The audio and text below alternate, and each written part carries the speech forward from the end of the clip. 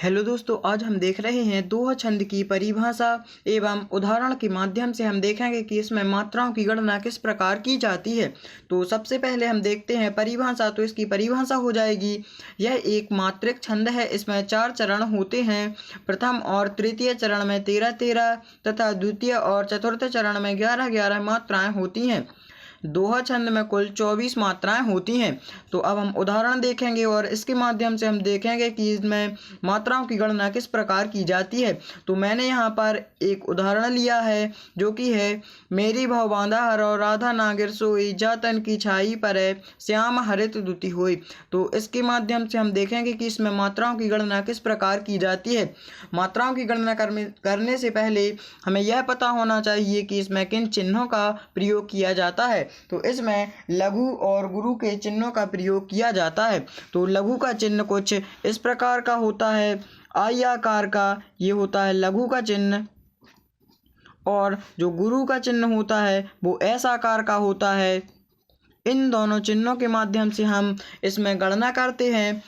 और इसमें हमें यह ध्यान रखना होता है कि इसमें मात्राएं सही लगी हों, क्योंकि इसमें छोटी की और छोटू की मात्रा को हम गुरु के चिन्ह से प्रदर्शित करते हैं और बड़ी की बड़ू की आ की मात्रा को हम गुरु के चिन्ह से प्रदर्शित करते हैं। तो इसमें हम मात्राओं की गणना करना शुरू करते हैं। तो पहले हम देखते हैं दोहा में क्या लिखा है। तो पहले इसमें लिखा है, मेरी भव बांधा हराओ। तो पहले हमें एक चरण देखना है, क्योंकि इसमें 4 चरण होते हैं। तो पहले हम पहले वाला चरण देखेंगे। तो इसमें मेरी यानी कि माँ में एक ही लगी हुई है और आर रा में बड़ी की लगी हुई है। तो यहाँ पर गुरु का चिन्ह आएगा और यहाँ पर भी बड़ी की लगी हुई है, तो यहाँ पर भी गुरु का चिन्ह ही आएगा। और यहाँ पर भव लिखा है, तो भव में लघु की मात्रा आएगी और इसमें भी लघु की मात्रा ही आएगी, क्योंकि ये सिंगल अक्षर लिखे हुए हैं। और यहाँ पर हम देखते हैं बांधा, तो बांधा में दोनों में ही आ की मात्रा लगी हुई है, तो यहाँ पर भी गुरु आएगा और यहाँ पर भी गुरु की मात्रा ही आएगी। इसके बाद लिखा हुआ है हराओ, तो हराओ इसमें हा सिंगल है, इसलिए यहाँ पर आएगी लघु की मात्रा और इसमें औ की मात्रा लगी हुई है, तो यहाँ पर आ जाएगा गुरु। यह हमारा पहला चरण कंप्लीट होता है। तो इसमें हम अभी मात्राओं की गणना करेंगे कि इसमें हमें चाहिए होती हैं प्रथम चरण में 13-13 मात्राएं, तो यहाँ पर 13 हो रही हैं या नहीं हो रही हैं।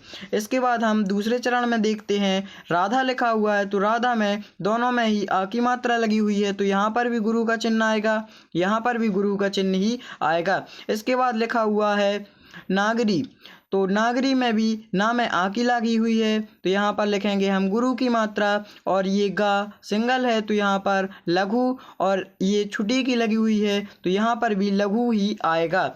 यहाँ पर मात्रा है लेकिन वो छुटी की है, इसलिए यहाँ लघु ही आएगा।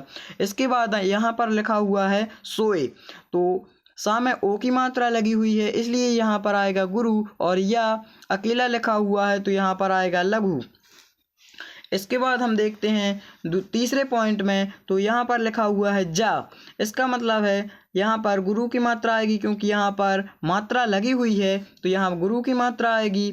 और फिर लिखा हुआ है तन, तो तन में ता भी सिंगल है और ना भी सिंगल है, इसलिए यहाँ पर भी लघु की मात्रा आएगी, यहाँ पर भी लघु की मात्रा आएगी। इसके बाद लिखा हुआ है की, तो की में भी बड़ी की मात्रा लगी है, इसलिए यहाँ पर गुरु आएगा। इसके बाद लिखा हुआ है छाई, तो यहाँ पर इसमें आ की मात्रा लगी हुई है, इसलिए यहाँ भी गुरु ही आएगा। और ये भी बड़ी ई है, तो इसलिए यहाँ भी गुरु ही आएगा। इसके बाद लिखा हुआ है परय, तो पा सिंगल है, इसलिए यहाँ पर लघु आएगा। और इसमें आई की मात्रा लगी हुई है, तो यहाँ पर आएगा गुरु।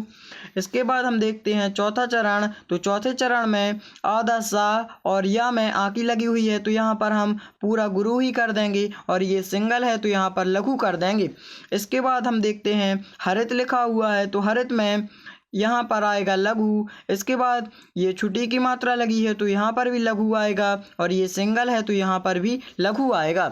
इसके बाद हम देखते हैं द्वितीय लिखा हुआ है, तो यहाँ पर दा में भी छुटू की मात्रा लगी हुई है, इसलिए यहाँ पर भी लघु आएगा। और यहाँ पर ता में छुट्टी की लगी हुई है तो यहाँ पर भी लघु ही आएगा। इसके बाद यहाँ पर लिखा हुआ है होए, तो हाँ में ओ की मात्रा लगी हुई है इसलिए यहाँ पर आएगा गुरु, और ये या सिंगल लिखा हुआ है इसलिए यहाँ पर भी आएगा लघु।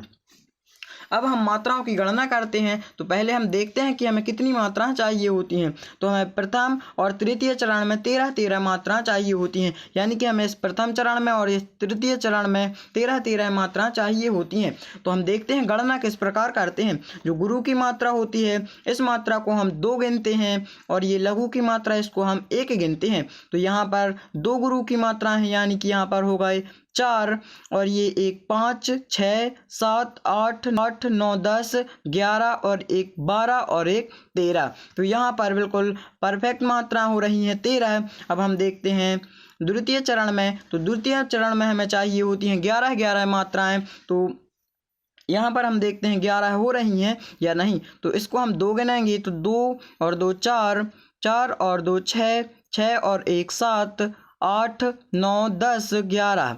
तो ये भी 11 मात्राएं हो रही हैं। तो ये 13 प्लस 11 मात्राएं हो रही हैं, ये पूरी 24 की 24 ही मात्राएं हो रही हैं। इसके बाद हम देखते हैं तीसरे चरण में यहाँ पर 2 मात्राएं हो रही हैं, तो ये 2 हो जाएंगी। 3, 4, 5, 6, 7, 8, 9, 10, 11 और एक 12 और एक 13। तो ये 13 ही मात्राएं हो रही हैं, जो कि हमें तृतीय चरण में 13 मात्राएं चाहिए होती हैं, तो यहाँ पर 13 हो रही हैं, इसलिए ये भी बिल्कुल सही है। इसके बाद चौथे चरण में हम देखते हैं 1, 2, 3, 4, 5, 6, 7, 8, 9, 10, 11। तो ये भी 11 मात्राएं हो रही हैं। यहाँ पर चतुर्थ चरण में हमें चाहिए होती हैं 11 मात्राएं, तो ये भी 11 हो रही हैं।